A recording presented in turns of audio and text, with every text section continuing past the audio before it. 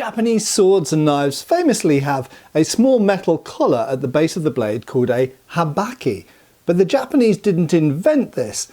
In fact, it came from somewhere else and was found on a whole bunch of other swords in other parts of the world. So let's have a look at the habaki, where it came from and why it was invented. Hi folks, Matt Easton here, Schola Gladiatoria and Easton Antique Arms as well. Now recently when showing this Turco-Mongol sabre from LK Chen, it was noted that there was a construction at the base of the blade which I referred to as a Tūnkǒu. Now this is actually a Chinese term, and in fact this is probably where this element, this metal sleeve, originates, is on Chinese swords, and it goes back the best part of a couple of thousand years in fact to China, and is found on a whole bunch of Chinese swords, both straight and curved swords, and it was emulated by lots of other people. But why? What does it do? Well, before we get into that, just a very quick word from my kind sponsors for this video, who are Movaglobes. This video today is sponsored by Movaglobes. Brilliant offer down below. Now, I love Movaglobes. I've actually had one for quite a while, and they make absolutely awesome presents. If you're wondering how they work, they seem to magically rotate inside. They're powered by light, so long as you've got UV light, they simply sit there under natural light and they rotate. As you can see here, you can pick them up and they float around inside the ball. It's quite mesmerizing, there we go. And of course you can get a variety of different stands. So you've got a whole bunch of different designs, you've got planets, you've got all sorts of funky modern designs.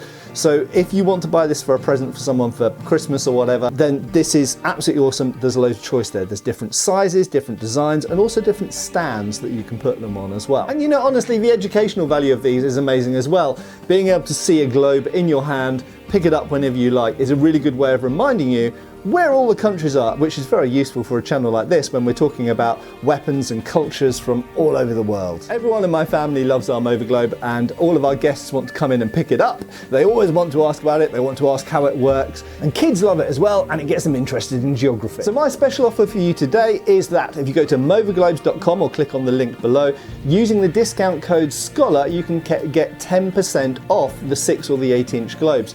And there's a whole bunch of variety there, there's all sorts of options, and thanks once again to Movaglobes for sponsoring this channel and this video. Thanks for sticking with me. Now back to the main content of the video. So this Turco-Mongolian sabre, which is a later period of sword than these first appeared on, has this Tūnkǒu element. Now, this is essentially a metal sleeve that's put around the base of the blade, and this is first found on Chinese swords, and in fact continues being used on Chinese swords for a long, long time. Now, we're not 100% sure what the original motivation for putting this sleeve on was, but it was a very popular idea that caught on. So it started in China and was copied on these Turco-Mongol sabres later on, spread to Europe and places like Ottoman Turkey through that transition, through that sort of transfer, through trade and war, of course, on these sabres that found their way into the Middle East. Now I will talk about Middle Eastern sabres in a second, but here we've got a reconstruction of a Tang dynasty dao, and you can see the original type of sleeve. It's quite a thin brass sleeve. This is fairly closely replicated based on originals, mostly from Chinese graves.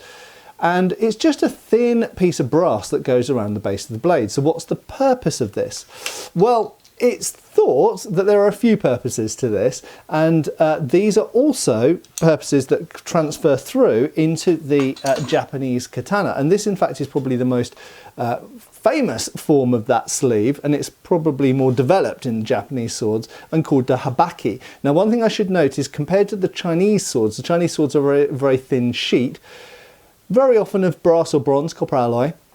And the Japanese ones are usually also brass or bronze. They can sometimes be silver and other things, but they're usually copper alloy, or sometimes just pure copper actually. But the Japanese ones are thicker. Now, the primary purposes that these serve seems to be related to the construction of the hilt, but also the construction of the scabbard and the interaction between the sword and the scabbard. So if you look online, for example, you will find some, and in fact if you look in books, you'll find some people giving one categorical reason for the habaki or the Tūnkǒu on a Chinese sword to exist. In fact, I don't think it's as simple as that, partly because the Tūnkǒu and the Habaki have slightly different proportions. The Japanese Habaki is thicker, generally speaking. Sometimes it's even 2 layers, 2 separate elements that sort of plug together.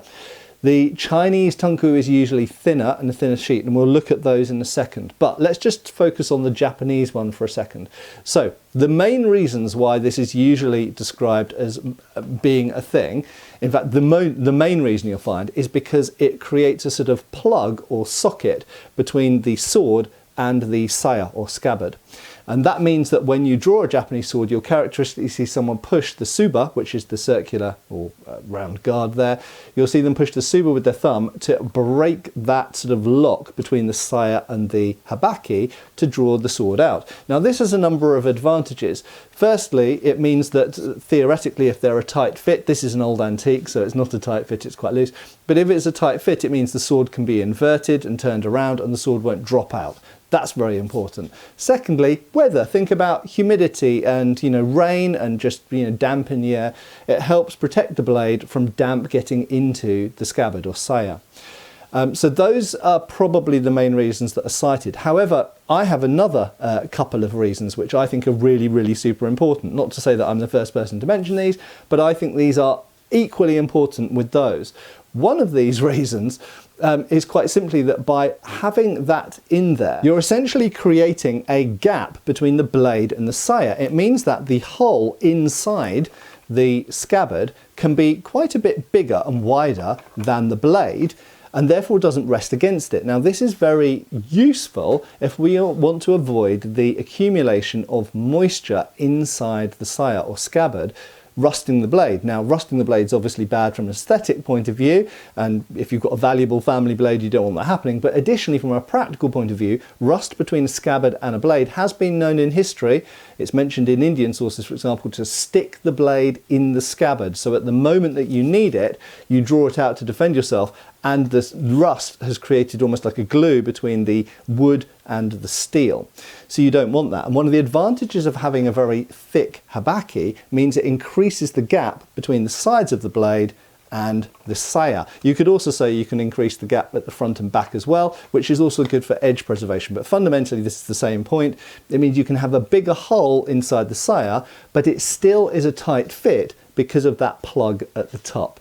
Now, the next really important reason that I think the habaki is there is because we have a fairly thick tang and very small shoulders for the guard or tsuba to sit on. Now, anyone who's done HEMA or other martial arts practice with swords will notice that if you use a soft metal guard against a hard metal blade, those shoulders will bite through the guard. The guard will first get loose and ultimately it will bite all the way through and the guard will fall off.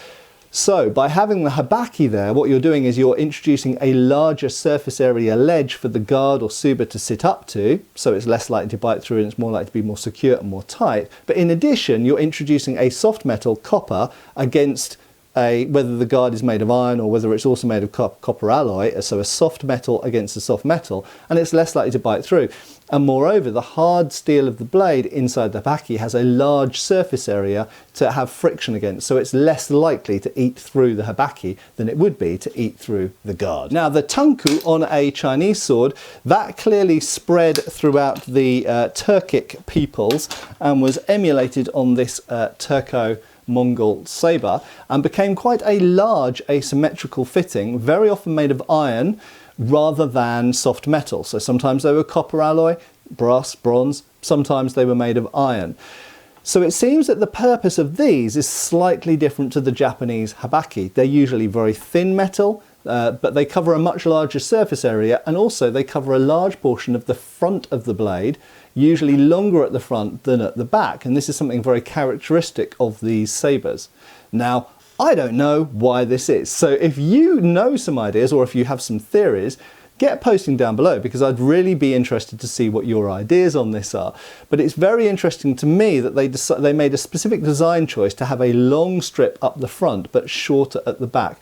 And we find something a little bit like this on some Indian swords as well. And I don't really know what the reason for that is. Is it because of protecting the front thinner portion of the blade where it meets the hilt? Is it to enable you to put a finger over the guard? It's possible. But either way, it has some of the advantages of the Japanese Habaki in that it increases the bind in the scabbard, means you can have a little bit of a bigger scabbard cavity, and it also increases the surface area of the base of the blade, meaning that sitting up against the guard has a larger platform to sit against and less likely to eat through it.